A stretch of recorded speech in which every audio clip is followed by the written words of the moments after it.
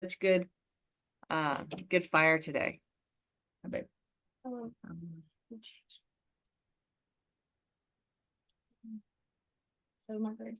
There you go. Nice job. Okay.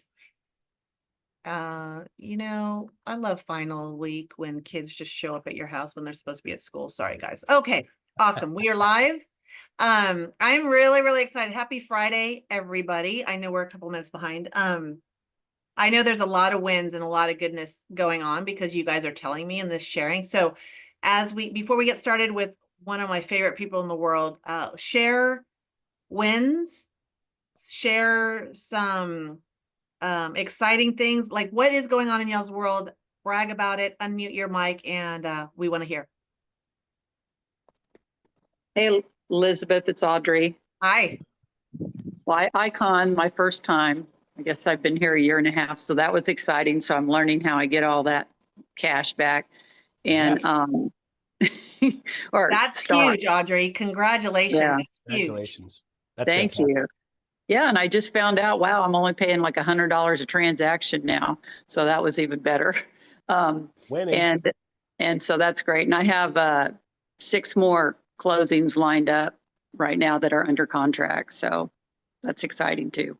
That is incredible. Icon is hard, y'all. That's hard. And Audrey's kind of out in the country, the ranch lands, things like that. When I met Audrey about, I guess, a year and a half ago, I went down to meet with her, and she's kind of on an island by herself, smarter than her broker, smarter than the people around her. And I was like, oh my gosh, you are dying on a vine. Let's get in where we collaborate and build you up. You had no idea what Icon or Cap or any of that stuff meant. And I was like, just trust me. This company is going to change your world. So this is huge. Congratulations to you. Thank you. Yes, I've been telling all my other friends at different brokerages.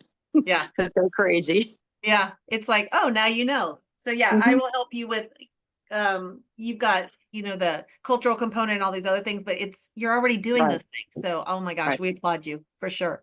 Sean. Great job. Your hands up. I too just iconed as well. I iconed in April. And I'm about to have the 2 best months I've had in doing real estate. I'm going to close 4 million last month and this month total. A little over 3 million this month.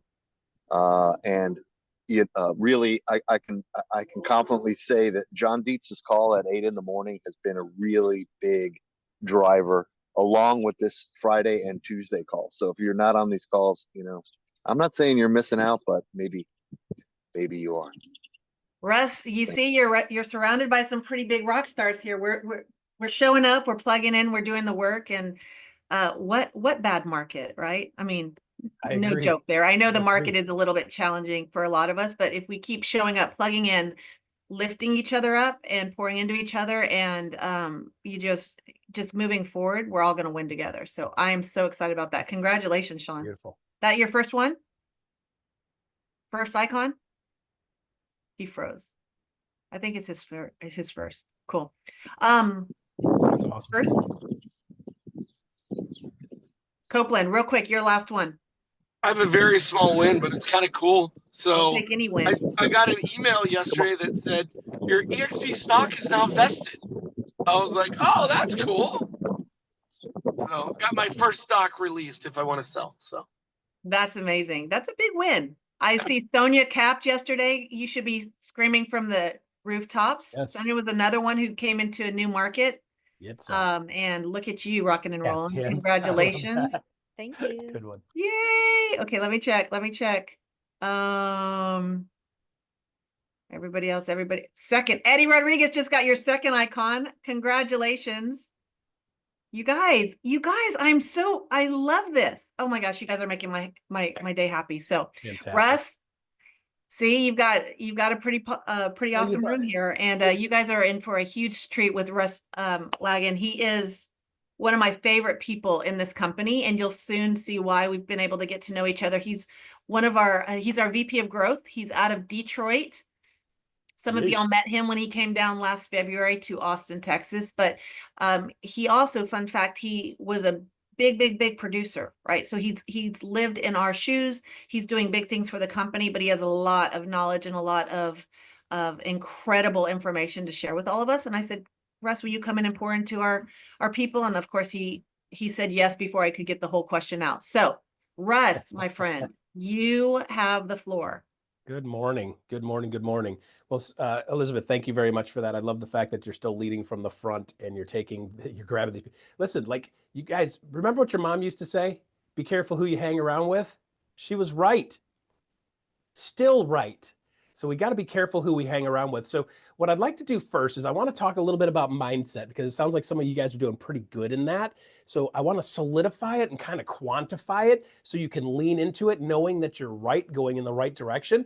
And then for some of you out there, depending on where you live in this world, the market is a little bit on the weird side. So what I'd like to do is I'd like to mess around with your mindset a little bit. And then Elizabeth, if you could make me co-host at some point, what I'll do is I'll pop up some slides that I've been using in the regional rallies with some actual factual data.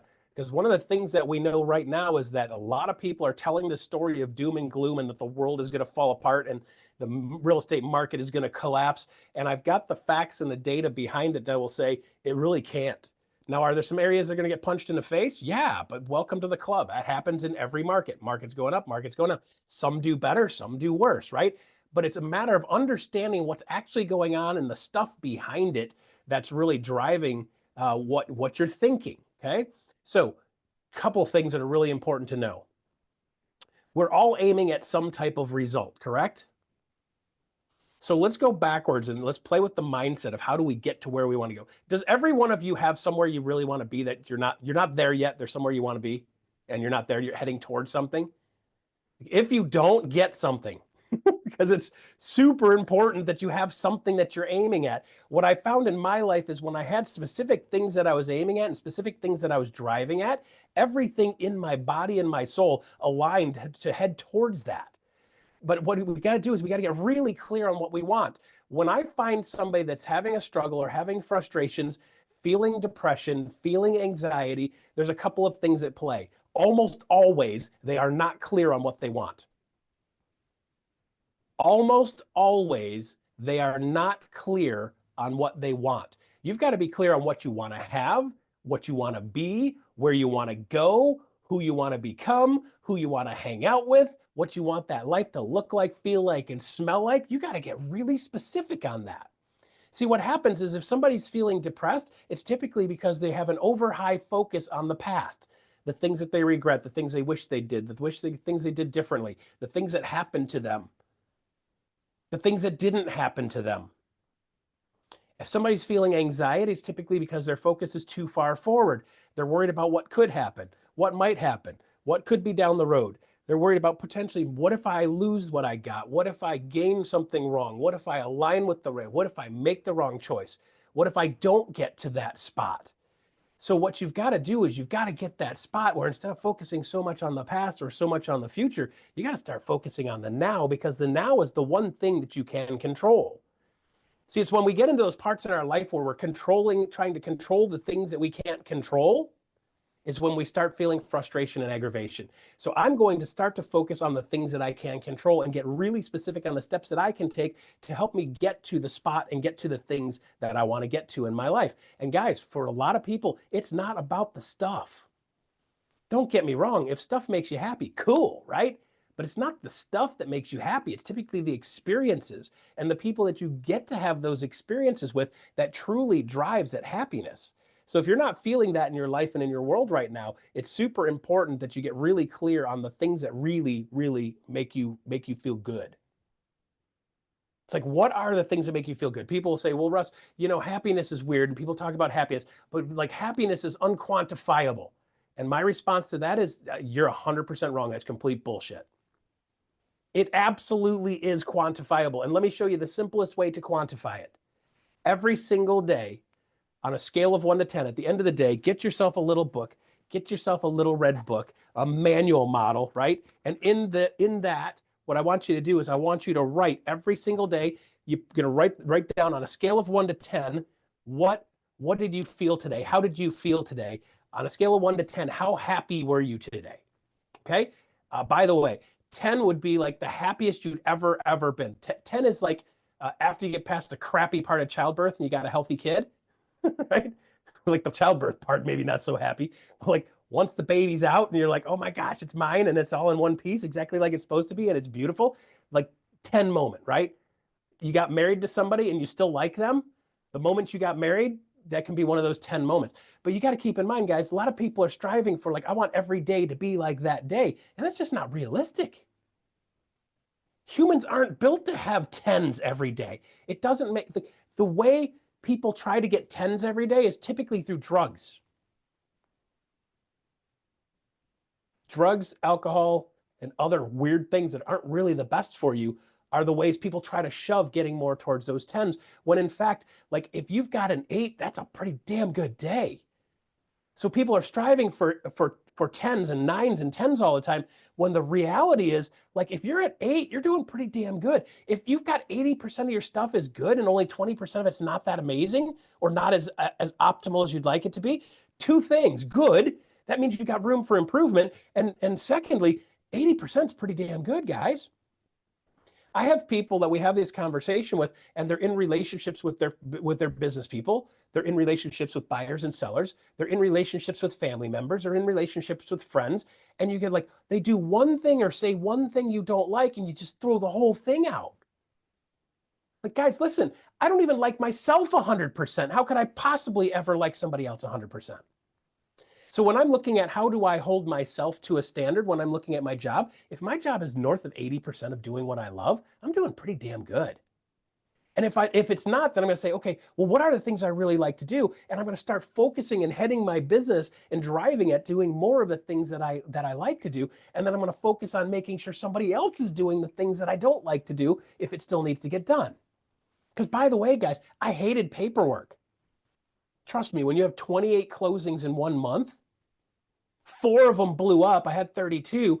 4 of them blew up. We had 28. I wasn't focused on the 4 that blew up. Everybody's like, if you had 4 deals that blew up in 1 month, I'd be on the floor crippled in a ball crying. I was thrilled. I was focused on the 28 that I did have. And by the way, that paperwork was a train wreck that month. Every single time I turned around, I was missing something somewhere. So that was my day. I was like, done. I'm going to get a guy like Mike Vane that can follow up behind me and dot the I's and cross the T's. Because you've got to say, like, that to me was like just a waste of my time. It didn't make me another dollar. So like, I'm going to stay focused on my business, on the money-making activities and doing the things that get them from point A to point B. And I'm going to let somebody else Christy Cook probably loves to do paperwork. Look at her. She's like, no, I don't. By the way, 90% of the people on here hate paperwork. Okay. And by the way, paperwork doesn't make you another dime. It's the you being you and the you celebrating that being you that gets people to say, you're my person, you're my tribe, you're my advisor on what's going on in this business. And when you can position yourself like that, excuse me, in this business, that's when you get people to come to you. Guys, do you ever feel like maybe you're not special? Did you know that you, Jennifer Dodds, I saw that head. Did you know, Jennifer Dodds, that you are 1 in 8.2 billion? 1 in 8.2 billion. Could you be any more unique? You are absolutely one of a kind. So the goal of our world is not to try to do it like everybody else and be it like everybody else and be what everybody else wants you to be. I want you to start to figure out, how do you become the best you that you could possibly be? And then celebrate that and be okay with that. You can say, listen, I suck with a computer. By the way, that's the improved version. I'm up to sucking with a computer. I didn't touch a computer till I was like 35. And you guys are like, really? Yeah, it was like 4 years ago. Or yeah, more. 53 years old. There was no need for me to run a computer until later in life, right? So I did, for me, I'm on the struggle, but it's not intuitive. I am what we call an immigrant to technology, right? You get the kids that grow up right now, they are natives to this. They grew up in it. You hand a 5-year-old a cell phone and they just somehow freaking know how to work the stupid thing. Like, how did you, they don't even have to be taught how to use the thing. They just intuitively know. You tap on stuff. Like, I'm like, well, why would I know to tap on that? It doesn't have a little button that says tap me. So how the heck was I supposed to know to click on the logo to go back to the beginning? I didn't know that, right? So there's a lot of these little things. So you've got to start to figure out, what am I great at? How am I great at it? And what are the things that I'm not great at that still need to get done? I'm going to find somebody that's great at that. I'm going to partner with them, let them do the things that you're not great at, and you focus on being in your wheelhouse. A lot of people say, well, Russ, you got to focus on minimizing your weaknesses. I'm saying, no, don't worry about your weaknesses. They're going to be there. You got to focus on your strengths, because your strengths are what makes you the most unique you and makes you really stand out. Minimizing weaknesses can move the ball 2 and 3 and 4%. Maximizing your strengths can move the ball 15, 20, 30%. So now you've got to start to say, okay, Russ, cool, that's cool. So what I want you guys to do is I want you to make a couple of lists. Like make a list of what you love to do. Make a list of the things you don't love to do. And then next to those things that you love to do, are they income generating, money generating things? I want you to focus on those. And the things that you don't love to do, I want you to focus on finding somebody that can start doing some of those things for you. If they're high dollar money making activities, you're going to either have to do them yourself for a little while until you can afford to pay somebody else to do it, or you're going to have to make sure you keep on doing it and get better at doing it. So you're going to have to do the money making activities. But there's a lot of the non-money making activities that we're spending a ton of time, energy, and effort in to avoid doing the money making activities that we either struggle with or we're not great at yet. So once you get really clear on what you love to do and what you have to do and what you don't love to do, you say, which one of these can I farm out to somebody else that would love to do that? For me, paying a couple $100 on a transaction was the most brilliant thing I ever did. On 10 transactions, I spent $3,000. On 20 transactions, I spent $6,000. On 28 transactions, I spent just short of $9,000 just for somebody to manage the paperwork from end to end. But that freed me up to get the other 6,000, 7,000, 8,000, 9,000 on that deal. So instead of saying, well, Russ, that cost me $300, I'm like, yeah, but you made $6,700 and you didn't rip all your freaking hair out. Okay, so let's get into briefly, like, how do we get to a result? This is bootleg stolen. Okay, so I'll continue to give him credit for it. This is bootleg stolen stuff. If you guys haven't read this book, grab the book, read the book. If you want to get bulletproof mindset and really change the way you run your world and the way you think in your world, I want you to start getting into this stuff. So the results. So let me go back. You go, like, Russ, you dropped the ball on that happiness thing. No, I didn't. I'm coming back to it. Watch this. Circle around. Here we come. It's back. The carousel's back around. That same horse is coming. Okay. The result I wanted is I wanted to be happier. Number one, I need to be quantifying, like, what makes me happy. So what I started to do is I started that book and I started tracking in that book, and every single day I say, on a scale of 1 to 10, how did I do? If it was a 5 or a 6, I was like, okay, what are the things that weren't making me happy? Just let's note them, right? Paperwork drove me crazy, right? Paperwork, whole day of paperwork, hated it. Whole day on the computer, not so much fun, right? I got to help somebody learn something new. Whoa, I really liked that a lot. That was awesome. Right? I did something random for somebody and made them smile and made them happy and made their day. Oh, boy, I really like that. So what I started to find is that the days I had 8s, 7s, and 8s and 9s were days where I did more stuff for other people. It wasn't self-centered, it was outside-centered. And I found that when I was helping other people, I was way happier. So every day I started writing this down. And when I got into the 7s and the 8s and the 9s, I was like, what happened today that made me happy? And I started to realize that there's little things in life that really make me happy. By the way, Elizabeth Riley, when you ask me to do this stuff, she doesn't even get the full sentence. Like, Russ, could you? And I'm like, yes. Yeah, I don't even know what I'm going to ask you yet. I don't care. Like, it makes me so unbelievably happy when somebody wants anything that I can bring. Hold on.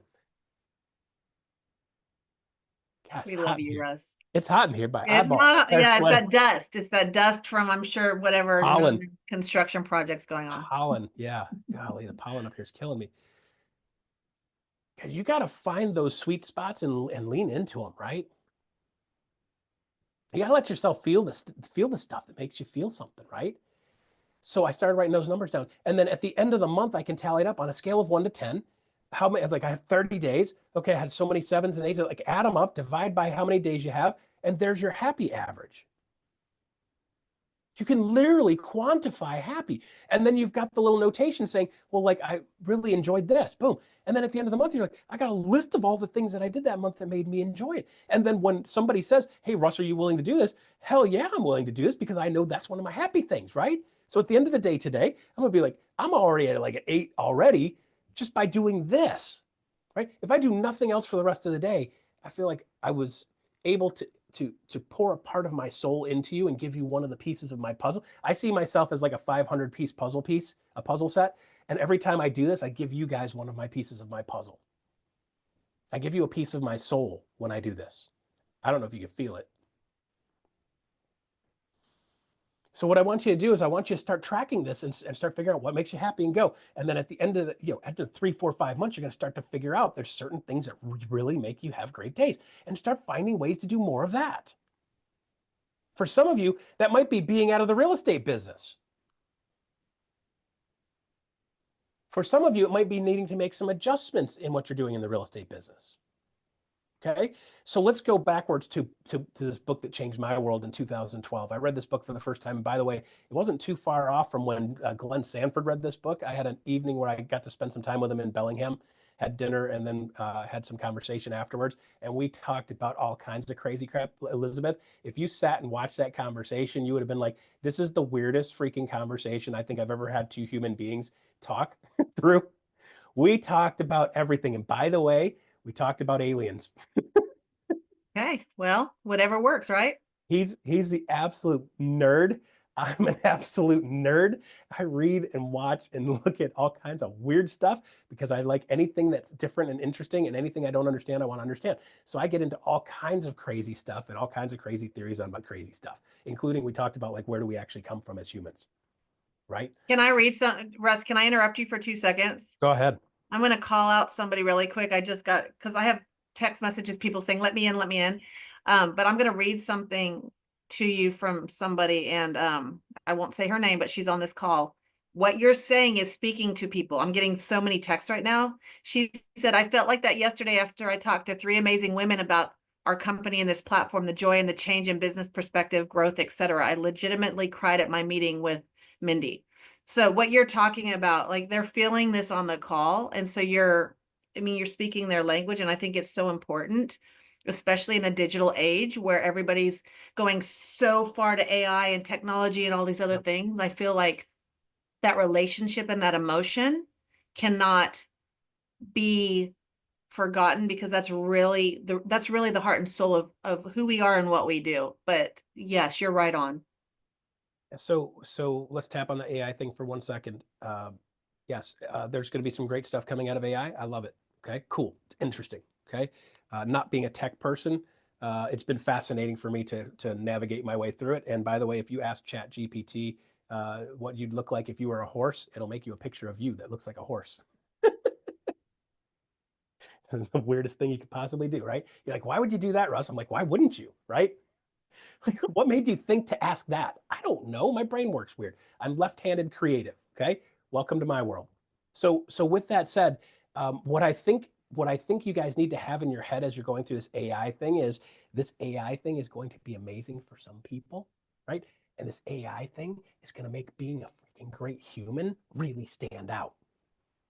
The people that learn how to really connect to a human are going to really stand out, because guys, here's facts, right? We are more connected now than we have ever been in human history, and people are feeling lonelier than they ever have in human history.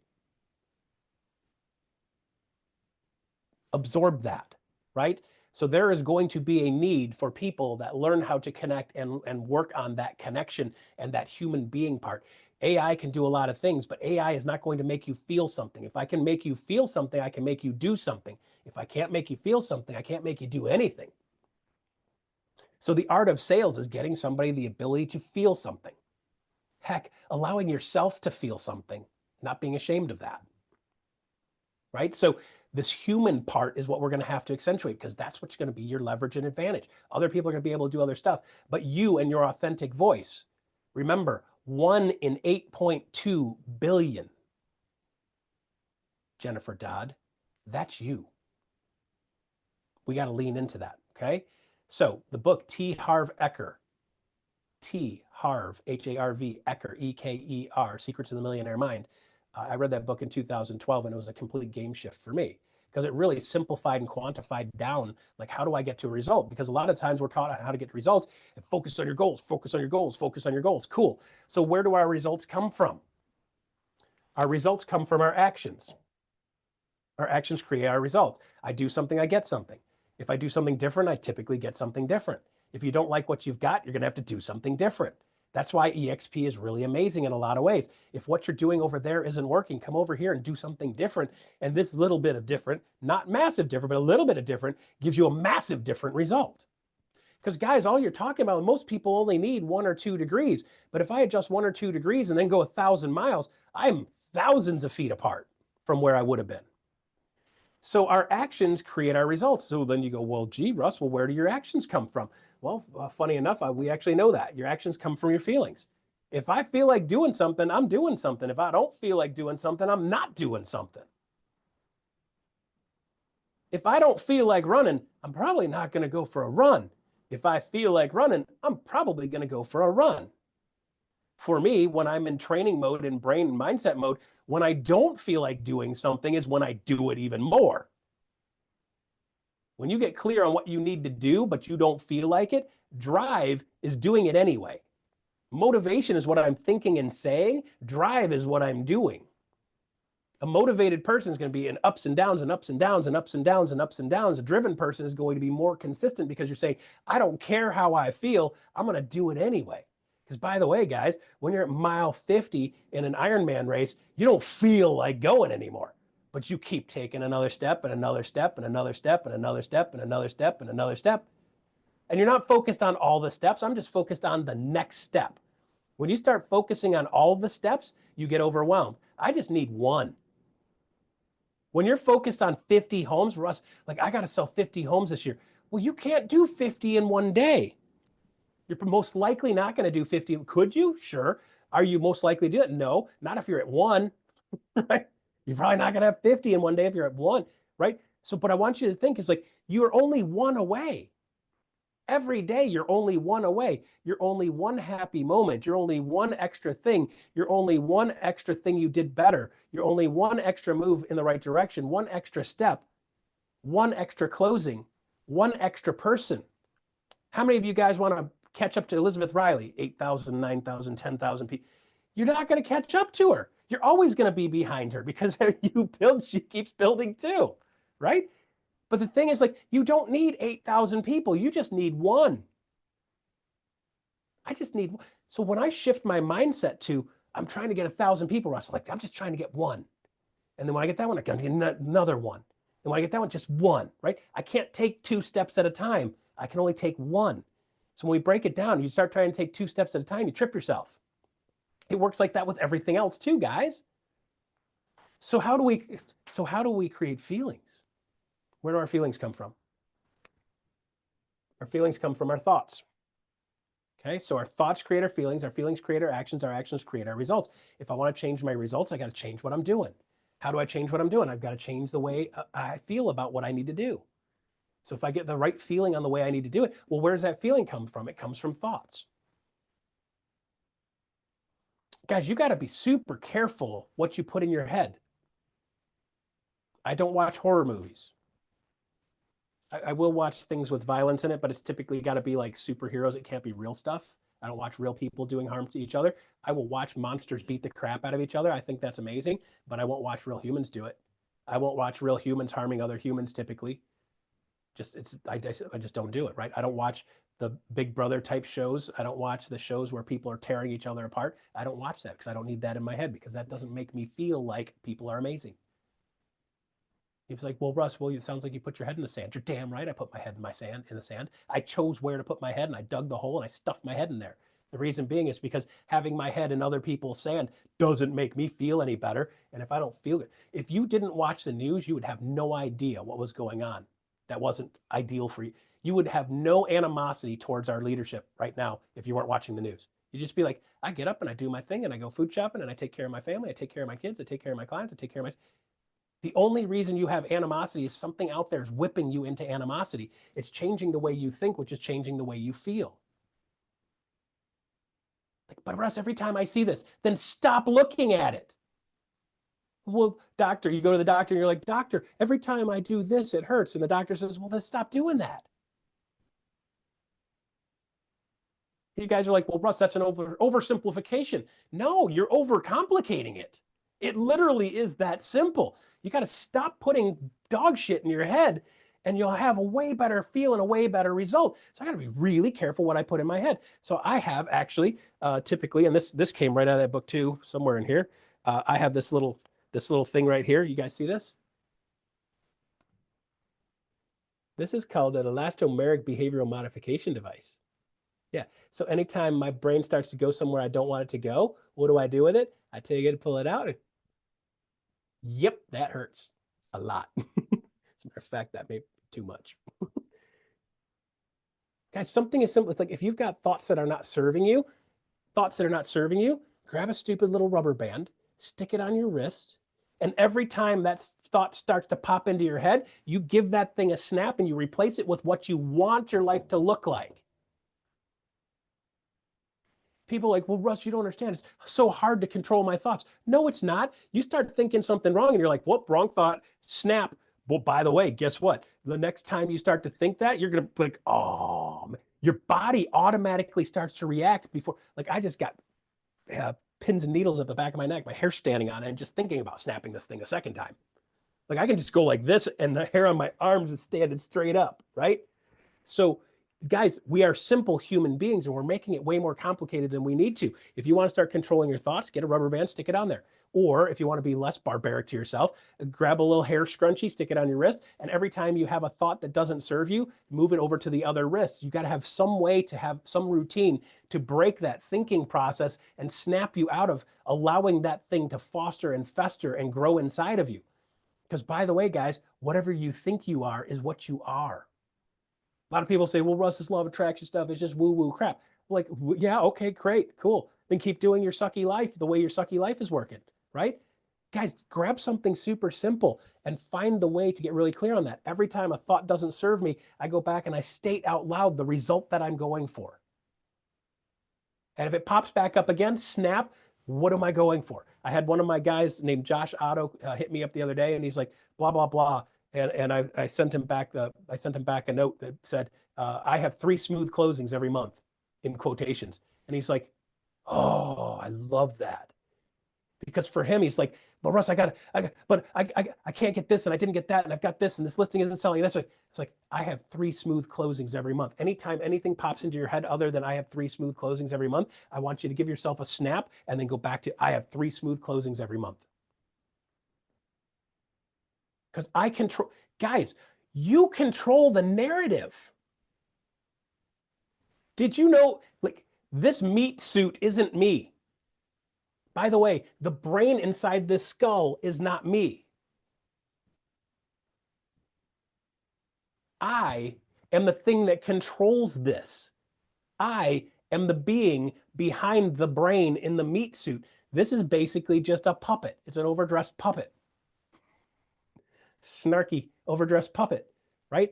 But I am the thing that controls it. I came from somewhere way greater than where I am now, and I'm living a human existence, and I am living in a place where I get to create whatever I want. And when you realize that you are more than just your body and more than just your brain, there's a thing behind there that controls this, you start to realize, like, I control all of this. And the only reason you're not controlling it is because nobody taught you that you actually have the ability to control the whole thing. You might say, okay, well, Russ, where do my thoughts come from? Ooh, let's get weird. Okay, my thoughts come from my past programming. My past programming is all of the things that have happened to me in the past, all of the things I've done in the past, the things I've done well, the things that I've done not so well. The thing like, I know when I touch that and it's hot, I'm going to get burned. So if like past programming, it's like I touched that, I got burned. Okay, so like next time, I'm like, oh, by the way, you got burned last time. Okay, so I don't feel like doing that again. So I'm not going to do it. The result is I'm not burnt. And the reason I'm saying that is because my fingertip is melted. Bonfire. I'm like, it can't be that hot. It was. Okay. So with that being said, your past program, okay, so if my past programming creates my thoughts, then I'm stuck and I'm screwed, aren't I, Russ?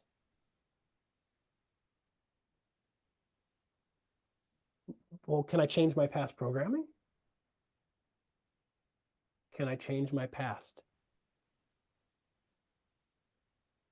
Okay, so yes, you can. Here's how. Okay, ready? Watch this. I'll do it slow. Today is today. Yesterday is my past. Tomorrow is my future, but tomorrow, when I'm there, will be today. And that makes this one now my past. And then the day after that is my day, which turns out into the past. So people will say, well, Russ, you can't change your past. Yes, you can, because every single day I'm going to change what I do today, which means tomorrow, that's my past programming. Guys, your programming is not stuck and solid. Your programming is fluid. You created the programming you have. The people around you created the programming you have. Some of you were programmed wrong at a very young age. Anybody get beat a lot as a child? Dude, you can carry that stuff for the rest of your life when you realize, like, your body doesn't know the difference between whether you're actually doing something or you're thinking vividly about doing something.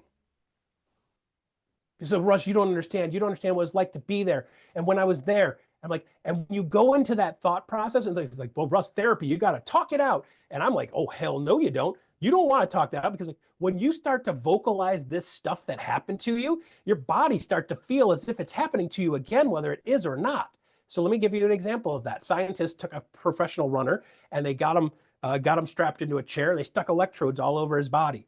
And what they're doing is they're going to measure the electrical pulses and impulses that happen when somebody's actually running. So they put these things on, make him run, and the chart looks like the chart looks like this. Okay, this is what it looks like. I'm oversimplifying for us here. This is what it looks like when he's running. So what they did is they put him in a chair, leaned him back, stuck the electrodes on him again, and they said, okay, what I want you to do is I want you to run exactly like you were running before. We're going to start you off in the starting blocks. I'm going to say, ready, aim, fire. No, ready, set, go. And when I say go, boom, you get the fire crack of the gun, and you're going to sprint out of the blocks. You're going to have your head down for the first 5, 6, 7. Then you're going to have your head moving up, and then your head is going to be back. Your chest is going to be out. Your mouth is going to be open. Your arms are going to be pumping. Your legs are going to be pumping. Your toes are going to be curling. Your body's supposed to be relaxed while running fast. The difference between the Jamaican runners and everybody else was the Jamaican runners were able to run relaxed. If you run relaxed, you can actually run further, faster for a longer period of time when you run relaxed. Try it sometimes. Did you ever see the old slow motion of Usain Bolt when he was running and his whole face looked like silly putty? His lips are flopping all over the place and his cheeks are flopping all over the place? That was literally the epitome of a visual of him actually running relaxed. So instead of running like this with everything squeezed tight, he's running super fluid. Go with the flow. So what they did is they strapped the guy in the chair. And what happened is when they read, say, him just visualizing what he was doing, it was identical. Guys, it wasn't similar. It was identical to as if he was actually doing the physical activity. I want to show you guys how powerful your brain is right now. Okay? You got to be really careful what you focus on, because this is how easy your brain is to mess with. Ready? I want you guys to do me a favor. If you could, trust me. I'm not even in your room, so I can't scare you up close. Nobody's going to touch you, hopefully. If your cat jumps on you in the middle of this, it wasn't me. Okay, close your eyes. I want you to not picture this. Do not picture a pink elephant. Don't picture the big floppy pink ears. Don't picture the big floppy trunk swinging back and forth with a pink little nose thing at the end that can grab peanuts and stuff. Don't picture the pink leg. Don't picture the pink foot. Definitely don't picture those pink toenails, giant pink toenails. And whatever you do, do not picture that little tail flopping back and forth that's oddly small for an animal that big. What did you guys see?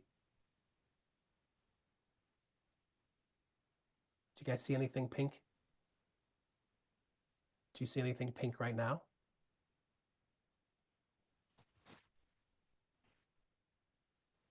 See, Your brain doesn't know to not focus on something. So when people get into this, I'm going to not, I don't want that to happen, it ends up happening because that's all you can see, guys. So we got to learn that controlling the way your brain works, controlling the way your world works is as simple as being able to control this. And if you can get something as simple as a rubber band to be able to remind you, go back to the things I want. You got to get really clear on what you want. What do you want it to look like? What do you want it to feel like? What do you want it to look like? What do you want it to feel like? And when you get really clear on that, then you only do the things that support those thoughts. Only do the things that support those thoughts, because what happens is today I change that, and then tomorrow that's my past programming. And then you look back, it's one step at a time, and you look back and you're like, wow, I've had a whole year of having very supportive thoughts, having focus on what I really want in my life. Guys, did you know that in this real estate market right now, you can be a massive success regardless of what the market's doing? I started in the real estate business, and I consider myself now very lucky. At the time, I did not feel very lucky. I moved from Detroit, Michigan to Tampa, Florida, December 2nd, 2005. Just in case you guys didn't catch what happened in 2006, Tampa and Florida, after Hurricane Katrina hit, everybody got scared to move to the Gulf Coast. So the real estate market after Katrina basically just shut down because everybody's like, wow, that's a scary place to live. What if that happened to Tampa, right? What if that happened to Sarasota? What if that happened to... So sales in Florida pretty much slowed down to nothing. And then the housing crisis hit. Florida had a jump start. I had left the Detroit market. Detroit was getting smoked in 2003, 4, and 5 in the real estate market because the auto industry laid off. Ford laid off 40,000 mid-level managers. GM laid off 40,000 mid-level managers. And then Chrysler didn't want to be left out. They laid off 30,000 mid-level managers. It's documented in history. You can Google it. And what happens when you have 110,000 people that come out into the market that are making plus or minus around $80,000 to $120,000 a year? They're $500,000 and $600,000 houses they can't afford anymore, because you can't just go out and patch together 100 grand. Not when there's 109,999 other people in the same boat. All of the second tier and third tier companies snapped up the best of the best, and everybody else is sitting there going like, now what do I do? I've got all these bills and I've got a little bit of dollars, but I don't have any way to sustain this long term. So the real estate market in Michigan was getting punched in the face in 2004 and 5. The $500,000 houses were getting pushed down to the 3s. The 3s are pushed down to the 2s. The 2s are pushed down to the 1s. The 1s were pushed down to the teens.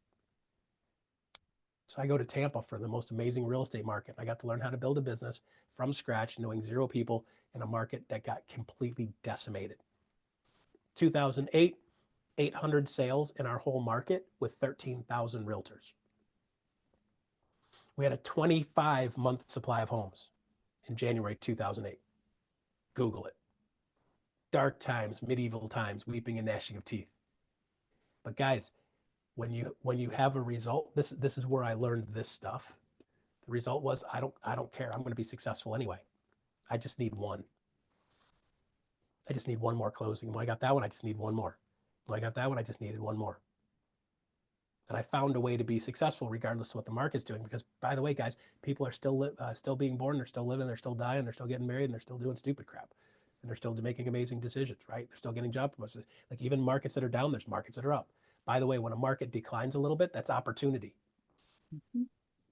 Okay, so there's opportunity in every market, and you got to find and leverage your opportunity in every single market. If your market's going to see some declines, by the way, I was in Fort Lauderdale last week, and they're at a 9.8 month supply of homes in Fort Lauderdale. I was in Philadelphia on, I don't even know what today is.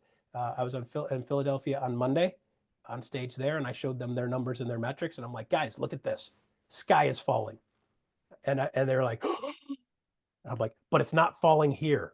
How many of you guys feel like you're going to have a bubble here in Philadelphia? And half the room put their hand up. I was like, guys, did you know your inventory went up over 50% in the last 9 months in Philadelphia?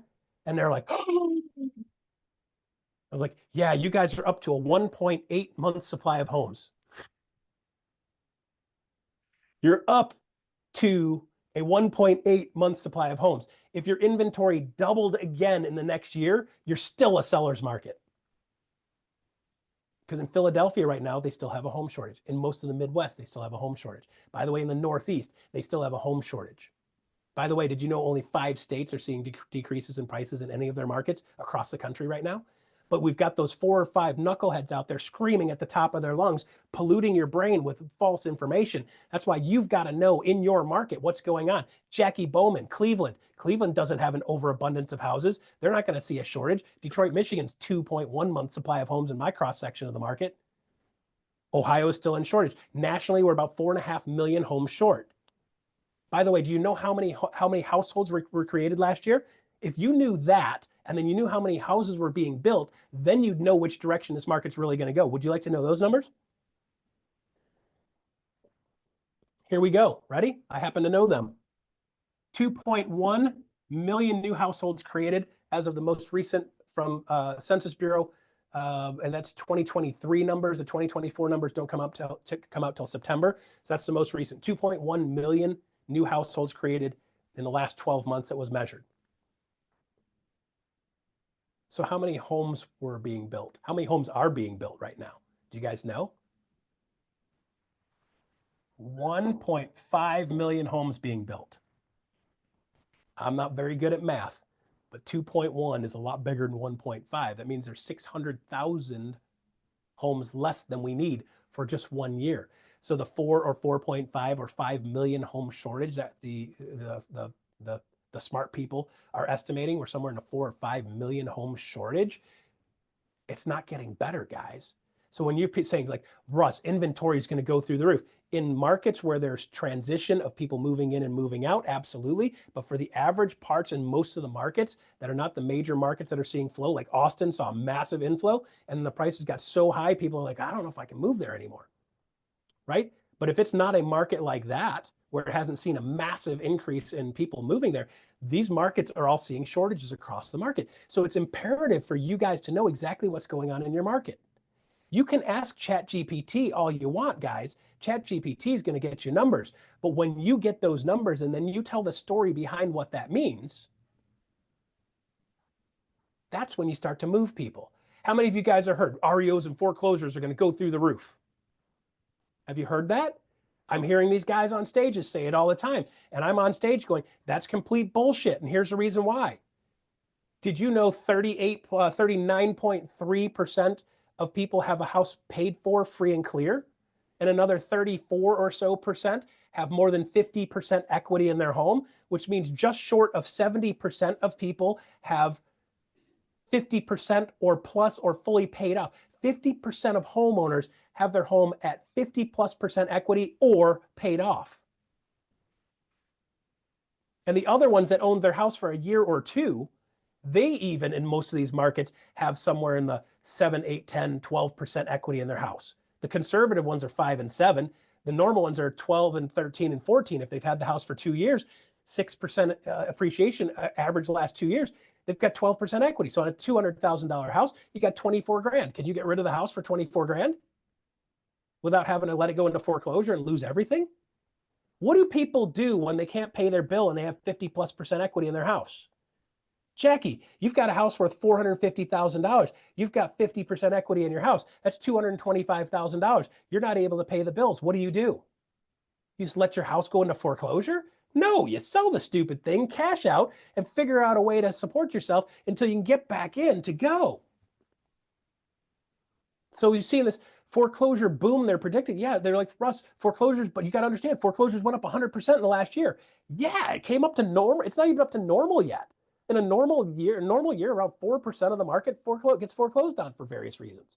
Now, are there people that could get foreclosed on with a bunch of equity? Yeah, there are people that don't just know nothing. But guys, we've got to start making sure we're telling the story of what's going on factually in our market. Because if we start telling the story and control the narrative and we know what's going on in our market, our thoughts are going to be like, you're going to be fine. And even if the market's declining, listen, I can help you. So if you're thinking about selling in the next year and the market's declining, you want to sell now, not wait 12 months, because 12 months from now, it's going to be worth less.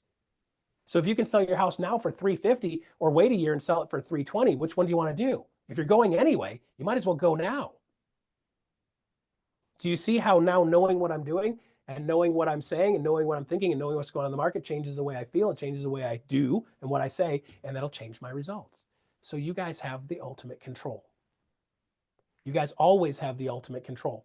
In any market, up or down, winners appear. In every market, up and down, winners appear. In every market, the people that are willing to put their head down, focus on doing the right stuff and the right activities are going to get the best results. And the people that are building market share in a tough, tight market, when this market goes back to normal sales volumes, by the way, we're projected to be around 4 million plus or minus home sales this year. Last year was 4.06, year before 4.09. A normal year is 5.3 million home sales. If we go from 4 to 5.3, we go up 20 plus percent, 25%. We go up 25% and you take a little market share now, that goes up 25%. Your growth is exponential over the next 2-3 years. So right now, if you're seeing a tougher time, this is when you build the foundation for an explosion in your career over the next couple of years. This is when you gain market share. Start telling the story. Start being more human. Because, by the way, guys, I want to talk to a human when I'm stuck on something. Be more human. And people will be attracted to that. 1 in 8.2 billion, Jennifer Dodds. You're 1 in 8.2 billion people. Let's celebrate that, and you're going to win every time. Russ. Sorry, I got on a soapbox there. Do not ever apologize, because you just pour in truth. And I think this is exactly what we all needed. I mean, you guys, can you give me thumbs up or applaud or yes. So Russ, I mean, this is so powerful, especially right now, because we're hearing all the doom and gloom, and I don't watch the media. A lot of us don't either, but you see it because you're consuming it in different ways, whether it's social, what have you, and it's clickbait, right? Yes. It evokes emotions, but it's not accurate information always. And so to your point, it's like, let's get ahead of the narrative. I'm having conversations with my clients in a different way. Now you've given dialogue and scripts, for lack of a better word, to go into to the conversations with our clients. Those that are in Austin, we're doing this Tuesday, every single Tuesday, we're talking about our numbers and our data and our market. And so I built my business starting over in a down market in 08. Russ built his. There's so many of us here that we were moved or whatever and had to start over. And so there's no try, just do. And people are always buying and selling, and we show up and we listen to them and we treat our clients like they're our one and only. We're all going to succeed in this model and this market and our individual businesses. So this was awesome. Russ, you always bring the fire. Thank you for saying yes to pouring into our group. Please come in and visit with us more often.